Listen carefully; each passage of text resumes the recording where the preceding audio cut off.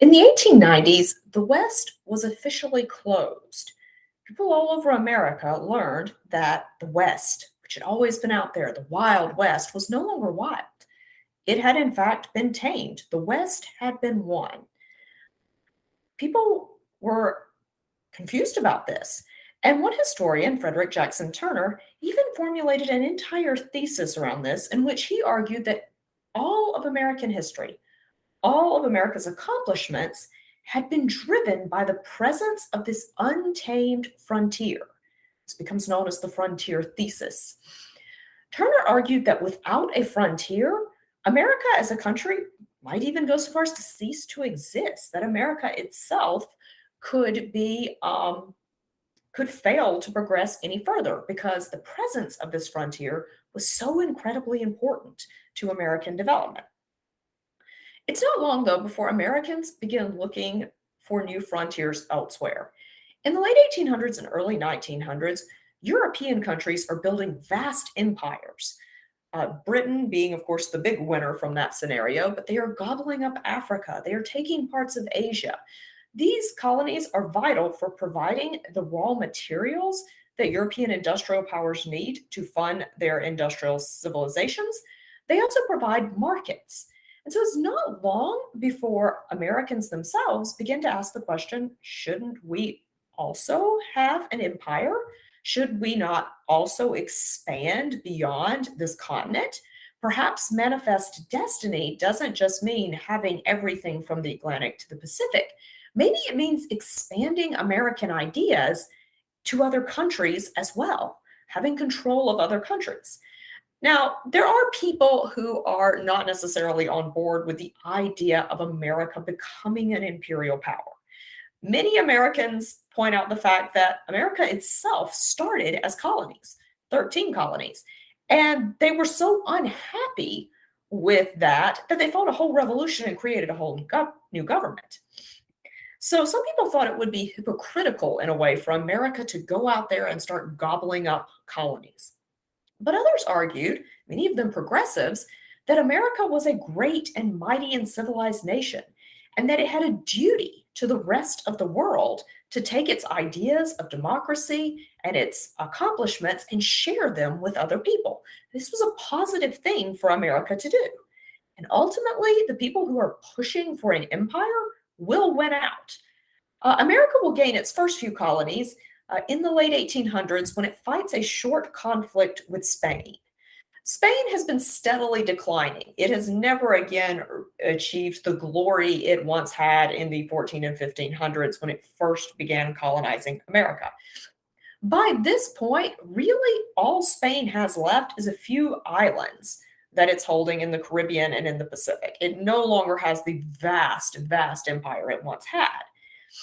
And those colonies are petitioning for independence, among them the island of Cuba. Cuba wants its independence. Spain has no interest in giving Cuba its independence.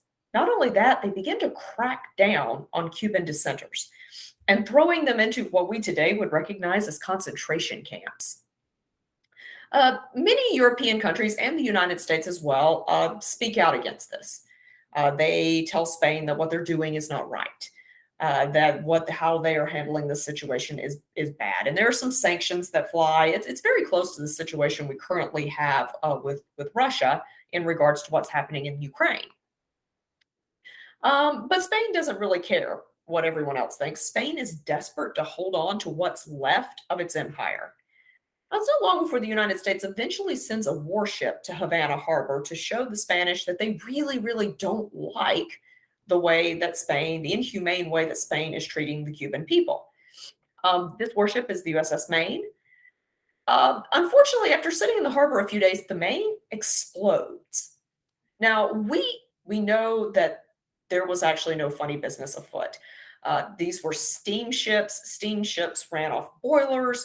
Those boilers were frequently unstable and could cause massive explosions if not handled properly or if they were in bad repair. Historians now believe that a boiler explosion is what occurred on the Maine. It was no one's fault. It was an accident. There was nothing at all funny about it. boilers explode sometimes, especially on ships. So we now know, and even at the time, there were strong indications that this was not anything nefarious. It was just an accident. But America's newspapers get hold of this story and they begin spinning tales about how the Spanish must have some secret weapon, like a torpedo that they fired under the ocean and shot the Maine. Torpedoes don't actually exist yet. They will very soon. They'll be used in World War I, but even those were not particularly good, and most of them were duds and never worked quite right anyway. But Americans don't know. They know that technology has advanced extraordinarily during this period. So the idea that some European country might have some weird weapon that could be fired underwater and blow up a warship seemed very plausible at this time. So Americans began calling for a declaration of war against Spain. What follows in 1898 is a very short conflict known as the Spanish American War. Many Americans refer to it as that splendid little war. It had everything that Americans liked about war and very few of the things Americans don't like about war. It was short. Very few Americans died. It had very low casualty rates, and America wins. And it wins big. America will win its very first sets of colonies out of this. America will gain Guam, Puerto Rico, the Philippines, and Cuba will technically get its independence. Technically, Cuba is an independent country, but America is going to strongly control what is happening in Cuba at this point. So Cuba is independent, but really in name only. America is going to have a heavy influence on its politics and its culture there. So America has gained its first few little colonies. Yay! America will also go on to seize and annex the independent nation of Hawaii. Essentially, after American plantation owners there take the queen hostage and force her to abdicate and then apply for territorial status within the US. So by the early 1900s, the United States has its own colonies. It is now a rising power in the world. And America has a lot of ideas about how it's going to help these colonies. We see that in many political cartoons like this one, in which the arms of manifest destiny have given these tiny babies representing these countries to personifications of America. So that's Columbia and Uncle Sam. Columbia representing American freedom, and Uncle Sam representing the government. The poll here next to it says the U.S. Foundling Asylum. That's a way of saying an orphanage during this time period. In the background, we see many little children who are representing Western states, who are good American children. The impetus of this was the idea that manifest destiny has given us these people, and it is now our duty to turn them into good little Americans. The problem is that these individuals had their own cultures, their own languages, and they really aren't all that thrilled with American colonialism. They want their freedom. They don't want to be territories of the United States. They want to be independent countries themselves. And so they don't really like being bossed about by the United States. And so it's not long before we start to see different depictions of these countries, such as this one, featuring America in the form of a schoolhouse in which we see good little children who represent the good states, the established states of America doing their work. But on the front row, here are our new colonies: the Philippines, Hawaii, Puerto Rico, Cuba. And they're clearly being depicted as naughty little children, children who won't conform to what Uncle Sam wants them to do.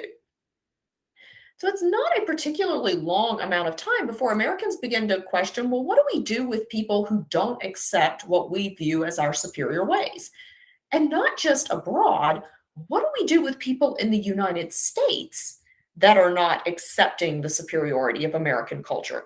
What do we do with all these immigrants that have been flooding in who aren't Americanizing, aren't learning English, aren't doing away with their traditional beliefs and ways of dress? How do we address this as a country? This is where progressivism sort of takes a dark turn. This is where things go south. Things are bad. What's going to come out of this is the idea of social Darwinism. This is where a man named Herbert Spencer took the writings of Charles Darwin about evolution and natural selection and applied them to people in a way that Charles Darwin did not agree with and would himself not have applied them. And what comes out of this is that term, survival of the fittest.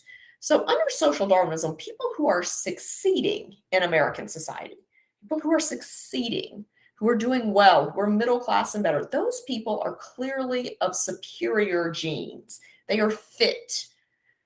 But people who are struggling, people who are poor, people who don't conform easily to American ideas and ways, clearly there's something genetically inferior about these people. And so we're going to start to see progressives beginning to turn a little bit and saying, well, if these people are somehow inferior to us, we have to do something to keep them from becoming the majority in society. So this is where we're going to start to see the idea of eugenics becoming popular. Essentially, eugenics is selectively breeding humans for certain traits or characteristics that you find attractive or desirable. Much like you would breed animals to get traits that you like, eugenics was the idea of breeding humans the same way. And part of that was not just having desirable people with desirable genes breeding with each other, it was to limit the reproductive abilities of people who are viewed by the society as undesirable. So, birth control will actually be invented during this period, but the idea behind it was that it would be prescribed to poor people, to immigrants, people who were clearly inferior to Americans, to white Americans, to stop them from having children. We are going to see, as part of this, the idea that people who are, if they won't take their birth control, they continue to procreate. We start to see the idea of involuntary sterilization. Indeed, in the 1920s, the Supreme Court rules in Buck v. Bell that it is completely legal to sterilize a person against their will if they are found to be inferior in some way. So there was a wide range of things that could qualify you for an involuntary sterilization.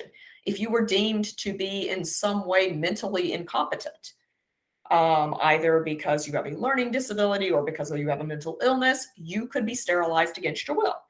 If you were a criminal, you committed crimes, you could in fact be sterilized because at this time they believed that your tendency towards crime is something genetic. So when you get into biology, you'll have that nature versus nurture conversation and what is it that makes us what we are. People in the progressive era thought it was all nature. It didn't really have as much to do with the environment you were raised in. If you were a criminal, it wasn't because you were raised in an environment where crime was a necessity. It's because there was something genetically wrong with you. Something was wrong with your breeding. And therefore, we need to be sure that you don't have any more children. Being an immigrant could, in some cases, qualify you for this. Having children with multiple partners could qualify you for involuntary sterilization. Many, many people are sterilized through this time period. In fact, eugenics will remain wildly popular in the United States all the way up until World War II, when Americans get a good look at what the end goal of eugenics really looks like. What the end turn of that is, which is ultimately genocide. America never quite makes it that far down the path, but eugenics is wildly popular among progressives. It is seen as a progressive policy.